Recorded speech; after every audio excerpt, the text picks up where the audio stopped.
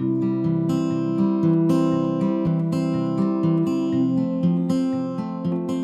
Lynn Wolf, and welcome to this edition of our Rural Lifestyle Dealer podcast series. What smart technology for financing is and why dealers need it. Listen in on our discussion with Jeff Boots and Roderick Wilkins, who are both directors for the technology consulting company Capgemini. This podcast is brought to you by Yanmar. I encourage you to subscribe to this series, which is currently available in iTunes, the Google Play Store, SoundCloud, Stitcher Radio, and TuneIn Radio. You will then receive an alert about upcoming episodes when they are released. Thank you to Yanmar for bringing us this podcast. Don't settle for less when you can have more. Yanmar makes all its compact tractors' major drivetrain components all in-house, and your customers get a hardworking machine with more usable horsepower, less power loss, and a smoother, more comfortable ride. Strengthen your dealership today with Yanmar. Email them at agmarketing@yanmar.com or call 770-877-9894. Jeff Boots and Roderick Wilkins of Capgemini explain that artificial intelligence, blockchain, and smart contracts are three kinds of technology which are improving processes and outcomes in other industries, but which are not yet available for equipment financing. Dealers can change that, however, by learning about these technologies and then demanding it of their financing partners. Well, thank you for talking with us today, Roderick and Jeff, and we have a really interesting topic that I think our dealers are interested to know more about, which has to do with technologies and financing.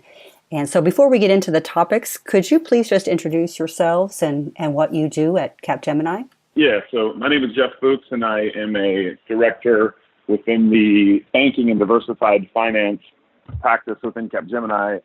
And within our practice and my role, we work with finance companies, which include banks, independents, and captive equipment finance and lessors to deliver solutions to their customers. So we work with technology platforms and the finance companies to deliver solutions that benefit ultimately the end either consumers or partners and dealers within the network of these manufacturers in order to enable financing solutions, especially in the next generation of financing with the emerging technologies that we are seeing in today's market. I'm Roderick Wilkins. I'm also a director in the same group at Capgemini. We are a consulting firm as well as a technology firm. So Jeff and I are involved in the part of the business that looks to the future and sees how things could be, as well as looking at how things are and how to get from here to there. A large part of our firm is involved in delivering the new visions and helping the roadmap from here to there actually happen, Lynn. Well, excellent. And part of the way we're getting from here to there is with these technologies. And so the three that you have looked at were artificial intelligence, blockchain, and smart contracts. And I know these are very complicated subjects, but if you could just break down an overview of these technologies, how they're being used now, and what their advantages would be for customers and for our dealers. So let's start with artificial intelligence. In some of our research and certainly the video, we talked about sort of the science fiction aspects of artificial intelligence, robots or things from Hollywood, right? In reality, it's very easy to sort of bring that forward to what people actually know, which are things like chatbots or sort of automated emails. Everyone's probably had that experience where, they're within a mile or two of a certain, retailer, and suddenly they get an email saying, hey, here's a 20% off coupon. And so within the equipment finance industry, the way we're seeing artificial intelligence used certainly is in the communication format, such as the chatbots and being able to, field calls instead of a person having to do some of the frontline activities. We've got the artificial intelligence doing that. And there are a couple of aspects to it. One is programmatic and the other is cognitive. Within the cognitive aspect, I think that's where we're really seeing the organizations and the finance companies start to harness artificial intelligence by looking at using machine learning and using the knowledge and all the data that they have and the power of that data to be able to present solutions to their customers based on information that they already know, but 5-10 years ago, or even 1 or 2 years ago, it was simply too much to process in an amount of time that would facilitate the transaction. So an example of this would be based on all the information that as a finance company or a dealer that you already know about the customer, you are able to present back to them a solution because, you know their financial situation, you know what they've been able to afford in the past, you know what they've spent, you know that every spring, you know that they're going to be looking, and you can get some of that communication to them to say, okay, here's an opportunity. We know that they're going to be looking. Let's get it in front of them before they even think about calling or looking to others for that opportunity. So there's a lot of artificial intelligence that's in place in the way of, marketing and communicating with customers even on the front end. And so, as you saw, Lynn, from the video, part of what we see the future offering is a combination of what the finance company know and what the dealer knows. The dealer will know the sort of equipment and the sort of issues that the prospect is going to face day by day and what equipment might well match. And the finance company will know about a broader world involving credit histories and involving behaviors insofar as finance and banking are concerned. And when you combine the two, one of the things that we see people doing at the moment, those who are at the front end of this, is constructing what we've come to call personas, an individual persona for you. You have identifiable individual characteristics. In the time that Jeff was talking about 5-10 years ago, finance companies, and I think probably dealers as well, were looking at customers in fairly large-scale groups. That's not the case anymore. What you're looking at is a future world where people are literally a market of one. And so to be successful in that, we think that dealers and equipment financiers will need to hook up using these sorts of technologies, reviewing the data that they've assembled over the years, configuring it in a way that identifies your individual characteristics, and then looks at the product combinations that are best likely to meet your needs, and then putting those in front of you at the time when they're needed. Those are the sorts of things we believe the world already can deliver, and equipment financing companies should begin to take the steps that are needed to be able to make that happen if they want to stay successful. And so then looking at smart contracts, can you give an overview of those as well? Well, yes. The first successful efforts at building smart contracts was not in this industry, but in the mortgage industry, and I was happily involved in it at the time many years ago. A smart contract is just exactly that. It's a contract that the basic terms of which are agreed by the people who are involved in the industry concerned. So let's say dealers and equipment financiers are well used to each other. They understand what each other's needs are in terms of the way that a financial product is marketed, the way that title, if it's a lease, needs to be transferred, the covenants of reliability and things a buyer, a finance company, and the lessee is going to look for. And these are capable of being agreed in advance along industry standard lines. Now, they're not agreed at the moment along industry standard lines in equipment finance, but they could be. And if some dealers and some equipment finance companies can make arrangements to agree a standard form of, we'll call it a smart contract, which makes it both smart from the fact that the terms are already agreed and manipulatable according to the individual circumstances of a particular transaction. If those are agreed and in place, then this can be a virtual contract. It doesn't need to be reduced to writing. It can be presented online to a lessee, to a farmer, and it can be signed online and need never be reduced to paper. Because it's smart, everybody knows what the terms and conditions are. I say everybody, the lessee might not to begin with, but these can be simply explained. And the events that trigger the creation of the smart contract and follow its signature can also be invoked virtually. By that I mean sort of automatically without a lot of human intervention. Having a smart contract in place assumes that people have begun to agree the way that data looks like. Now, this isn't obviously interesting as far as you and I are concerned in terms of the way a dealer and a lessor think about things, but having a common set of standards about what the data looks like that's involved, how serial numbers are going to be expressed, and what various words mean in a contractual sense. Having those things agreed in advance means you need to start somewhere with an industry standard. And as we mentioned in the article, we're hoping to begin to persuade the Equipment Leasing Association to begin to set up a body like the mortgage industry did many years ago and started something called MISMO. These are standards for data and contract terms that have allowed the mortgage industry to do the sorts of things with contracts that are becoming smart that the leasing industry hasn't yet got to. I need to stop and draw a breath for a minute. I think I've said enough for a while. Let me just add one thing to that. In terms of how this is relatable in the rural dealer network, a lot of times you talk about contracts that have usage-based pricing, right? So they pay so much for the equipment, but a certain number of hours per month are included. And if you go over that, you only pay by the hours. And part of that is structured financing that benefits both the user of the equipment and the finance company, so that if the equipment is overused, there's some compensation for that, right? And one of the ways that smart contracts can handle that is if the technology is in place to be able to, record these hours and the metered usage, so that on a monthly basis, an invoice can be, produced and payment transacted for the actual, usage. The technology is in place to really enforce that and permit these trusted transactions. And taking that one more step, Lynn, a little further, if the dealer is hooked into this technology chain, the dealer will be getting information on equipment usage, which will allow that dealer to make judgments as to what actions to take with regard to servicing or equipment replacement or upgrade, or any combination of the above.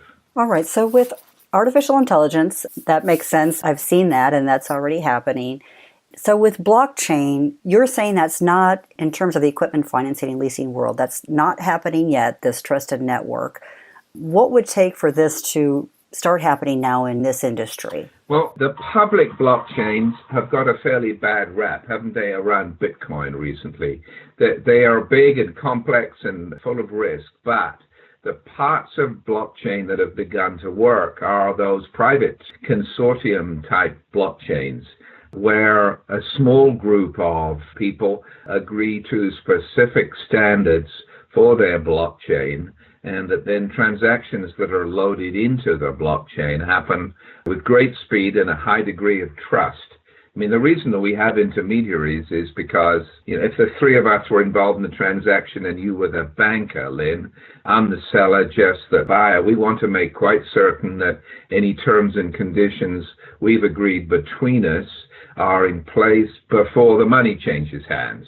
And what a blockchain does is it actually replaces you, the banker, so that as the transaction is loaded, the blockchain looks at the events that have occurred, and because we have all agreed to abide by the terms of the blockchain, by its conditions, if you like, as soon as the transaction is loaded, various assumptions agreed upon in advance cut in, and the money can become Jeff's without the need to go to you, the banker. Now, that's begun to happen in a number of different places, primarily in the banking market. Let's say, for instance, that we look at a rural dealer who sold a big Kubota or something like that to somebody, one of your $20,000 or $30,000 tractors. What that would mean is that instead of the transaction going through a series of banks, it could be done immediately on a blockchain. And so that transaction, when it's completed, the money falls into Jeff's hands from mine within seconds, instead of taking hours to go through the ACH system. So where does the technology actually live? How is it monitored? How is it kept secured? Well, in this particular case, it's probably based in the cloud, which is a good deal more secure than most people allow for these days. And only members of the blockchain have access. One of the big differences between a public blockchain and a private one is that almost anybody can get access to a public blockchain. Only system members, blockchain members, can access the private ones that we're talking about. And so there'd be a fairly complex level of entry. When you sign into the blockchain, you'd probably go through all sorts of identification sign-ons to begin with. And once you're in, what you do is trusted by everybody else in the network. That's the basic underlying concept of a blockchain.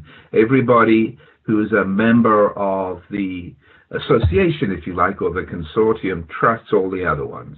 Yeah, one last thing, in terms of the storage, you're seeing the IBMs and the Microsofts, starting to do blockchain as a service, right? So it's not so much for the rural dealers, certainly, or even the banks to a large extent that are owning and providing the blockchain. That you're seeing blockchain as a service being provided by these larger technology companies to the banks or to the finance companies, or maybe even soon enough to the networks of the associations, like the Equipment Leasing Association that we work closely with in terms of producing this video. Would smart contracts be the same way? Would that be operated as a service? Yes. Again, it's consortium-like, isn't it? Smart contract and blockchain payment system in concept technically are very similar. We'll rejoin the discussion in a bit, but I did want to take a moment and again thank our sponsor Yanmar for making this program possible. Yanmar continuously strives to exceed customer expectations and deliver exceptional lifetime value. Visit them at yanmartractor.com/new dealer inquiry. So far in this podcast, Jeff Boots and Roderick Wilkins have shared how dealers and financing companies can use artificial intelligence to better understand and communicate with customers, how blockchains can store data in a trustworthy network and enable fast and secure transactions, and how smart contracts can automate agreements and lead to customized solutions for equipment, service, and financing. Let's get back to the discussion to see how these technologies apply to selling rural equipment. And would there be a way for you to provide an example of how a rural equipment buyer would go through these 3 steps? So if they're starting to do research on buying a tractor and they're going to a manufacturer's or dealer's website, can you talk through maybe how that the chatbot would start, and then how they might move through the transaction, and how the dealer would be involved in that? In an ideal world, the dealer would be one of the lead people, because the dealer would have been using their data along with that of the finance company to identify who their best prospects were, and the dealer would be marketing to, say, the farmer in advance of the farmer actually going online. But if we take your example and say that it's the farmer who's doing the investigating, at least the smart dealer and finance company are waiting for that contact, and they've pre-built these personas that we're talking about. And so as soon as contact is made by the farmer, that those personas are made live. And if we're talking chatbot here, it might be an AI-based chatbot that initially conducts part of that chat conversation. I can remember realizing a year or so ago when I'm talking to my phone company on a chat line that I wasn't talking to a person to begin with, that they were looking to try and see through AI who I was and what I wanted before they decided to assign me to a person. And if I just wanted to talk about getting a copy of my bill, there might be no human intervention in that process whatsoever. And so those are some of the things, for instance, that a chatbot's doing. It's doing it on voice recognition and on artificial intelligence. Is that where you wanted us to start? Right. So there's that initial interaction, and then let's say then the customer is interested and ready to make a purchase. How do they flow through this process? Ideally, I know some of these pieces aren't ready yet, but how would they flow through the process? Helping the dealer understand their role in it, or where they step off. It's really the dealer, isn't it, Jeff, who's talking to the customer at this stage. Capgemini did a survey of finance in the automobile industry, and what that made clear to us that these days, most people have made their finance choice before they go and visit a dealer in buying a car. And we're not certain how far that might extend into your industry. Might be worth a while thinking about that. But going back online to the main conversation, it normally would be the farmer who's contacting the dealer to say, I'm interested in buying this Kubota, and what are your terms and conditions? Now, if the smart dealer and the finance company have done what we're recommending here, then the dealer would then be able to online present attractive, appealing financing options. Amongst them, of course, the usage case that Jeff's talking about. And it might be that the dealer has realized this particular customer would like to pay by usage, by the hour, rather than so many dollars per month. You've got, I think, some direct experience around that, Jeff, with some of the transactions you looked at for this survey, that some people would prefer to pay by the hour on usage rather than, so many thousands of dollars a month or a quarter. Yeah, that's right. And that's a big part of it. And I think, the way artificial intelligence gets this process started is by knowing the customer. And what big data enables you to do when combined with artificial intelligence is to predict what the customer will be looking for. And so if you think about a typical transaction where, let's say a rural farmer is looking for a piece of equipment and they contact a dealer and, start the process with the chatbot, and the chatbot is, really just facilitates the communication. They will skip that process and speak directly to the dealer. But if the dealer has the technology and an interface in front of him, he's able then to say, oh, okay, well, this is all the information I know about this farmer, and here are some of the options that I can present that not only are advantageous to me, the dealer, but more importantly, quite honestly, is to the end customer, right? Because you know them, and because the artificial intelligence brings together their buying patterns and their needs, what they're looking for, you're able to really predict for them and provide financing options that will suit their needs and then expedite, I suppose, the transaction, as well as really pull them in and say, I'm adding value to this. There's a real relationship here, and I'm adding value to you because I'm presenting you with options. For example, here's a base payment that you'll pay for this equipment, and maybe you're thinking about expanding, but you're not really sure.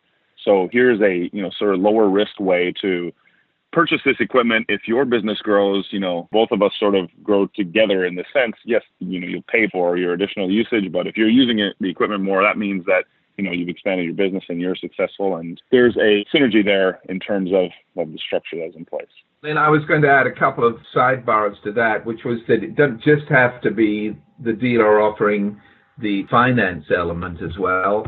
In addition to the price of the equipment and the consequential finance parts of this, the dealer can and should, in our view, be offering bundled services. So the things that the persona would include would be a batch of needs around servicing, around replacement of tires or some other filters or whatever that the dealer knows are going to happen. And if the dealer knows, for instance, that particular farmer is going to use the equipment for a specific purpose, there may be downstream needs that the farmer's customers have, just like you saw in our example in the video, so that the dealer is enabling the farmer to reach their goals and objectives and to reach beyond those in need. If the dealer and the finance company put their heads together sensibly and invented the correct personas, which would allow the artificial intelligence to pop those options onto a conversation that the dealer's having with the farmer when the farmer's interested.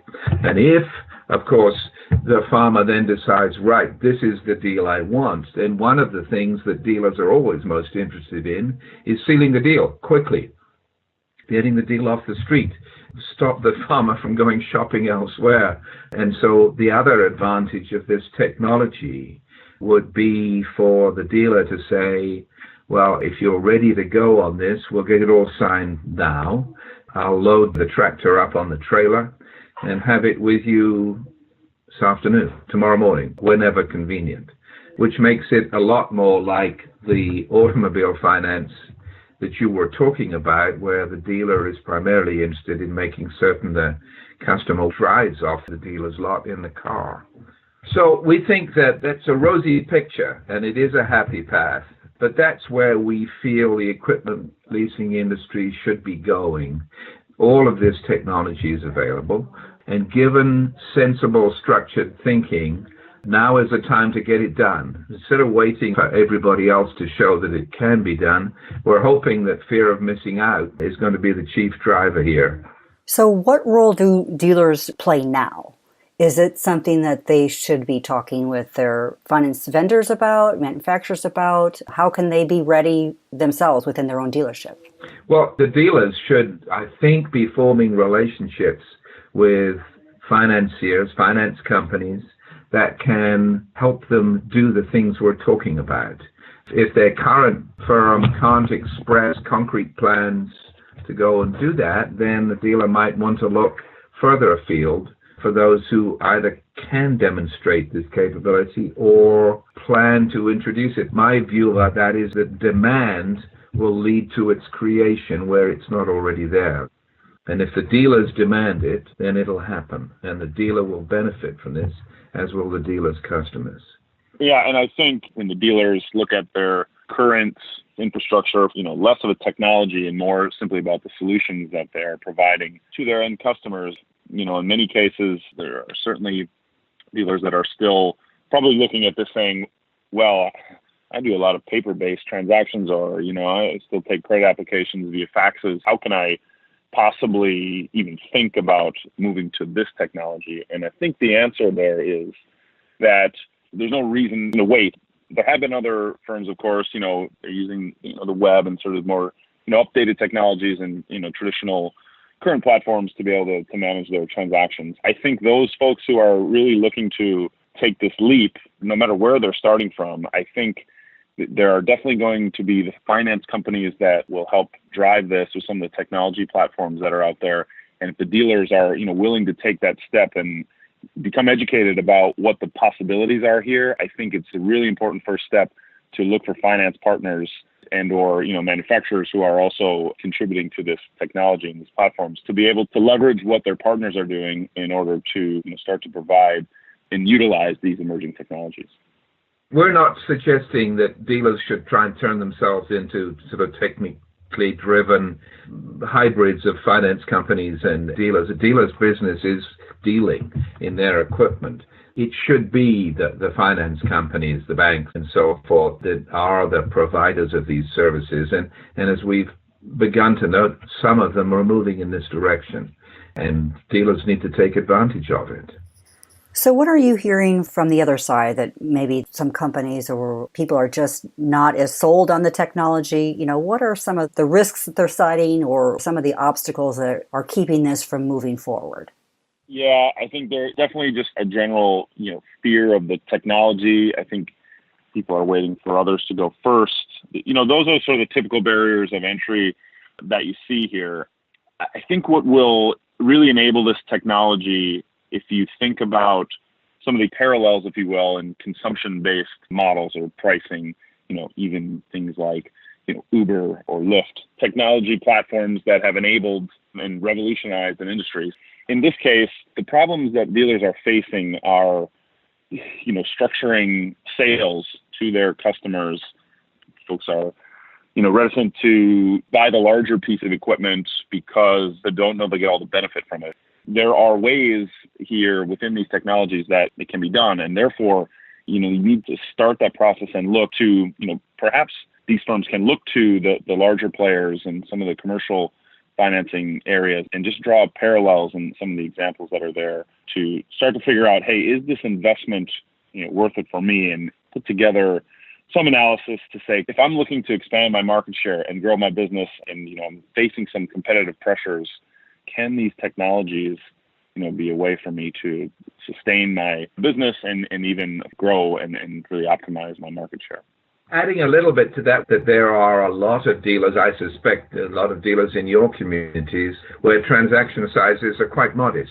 You're looking, $2,000, $3,000, $4,000 as opposed to the $20,000 or $30,000 tractor. And in that space, particularly, I think, relevant for dealers to find relationships with the sorts of equipment finance companies that can deal with those sorts of applications immediately.